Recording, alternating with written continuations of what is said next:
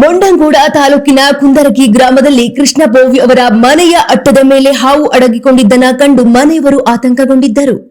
ತಕ್ಷಣವೇ ಗಸ್ತು ವನಪಾಲಕ ಮಲ್ಲಪ್ಪ ತುಳಜಣ್ಣನವರಿಗೆ ಕರೆ ಮಾಡಿ ವಿಷಯ ತಿಳಿಸುತ್ತಿದ್ದಂತೆ ಅವರು ಸ್ನೇಕ್ ಕ್ಯಾಚರ್ ಮುತ್ತುರಾಜ ಹಳ್ಳಿ ಅವರನ್ನ ಸ್ಥಳಕ್ಕೆ ಕರೆಸಿದ್ದಾರೆ. ಅಲ್ಲಿಗೆ ಆಗಮಿಸಿದ ಮುತ್ತುರಾಜ ಅವರು ಅತ್ಯಂತ ಜಾಗರೂಕತೆಯಿಂದ ರಕ್ಷಿಸಿದ್ದು ಅದು ಅಪರೂಪದ ಬೆಕ್ಕಿನ ಕಣ್ಣಿನ ಹಾವು ಎಂದು ಗುರುತಿಸಲಾಯಿತು. ಈ ಸಂದರ್ಭದಲ್ಲಿ ಮನೆಯವರಿಗೆ ಹಾವುಗಳ ಮಹತ್ವದ ಬಗ್ಗೆ ಅರಿವು ಮೂಡಿಸಿದ ಮುತ್ತುರಾಜ್ ಅವರು ಆವನ್ನ ಯಾವುದೇ ಹಾನಿಯಾಗದಂತೆ ಸುರಕ್ಷಿತವಾಗಿ ಅರಣ್ಯ ಪ್ರದೇಶಕ್ಕೆ ಬಿಟ್ಟು ಬಂದಿದ್ದಾರೆ. ಪ್ರತಿಯೊಂದು ಜೀವಿಗೂ ಬದುಕುವ ಹಕ್ಕಿದೆ ಎಂದು ಸಾರುವ ಮೂಲಕ ಪ್ರಕೃತಿಯ ಸಮತೋಲನದಲ್ಲಿ ಹಾವುಗಳ ಪಾತ್ರದ ಬಗ್ಗೆ ಸ್ಥಳೀಯರಲ್ಲಿ ಜಾಗೃತಿಯನ್ನ ಮೂಡಿಸಲಾಯಿತು.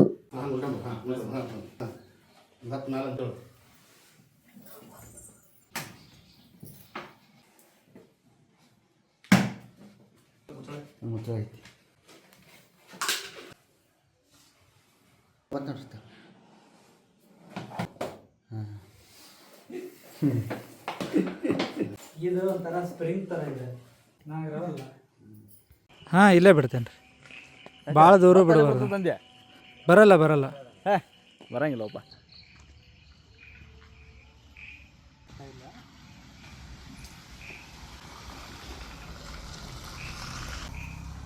ನೋಡಿ ಗಿಡನ ಹತ್ತಿತ್ತಲ್ಲ.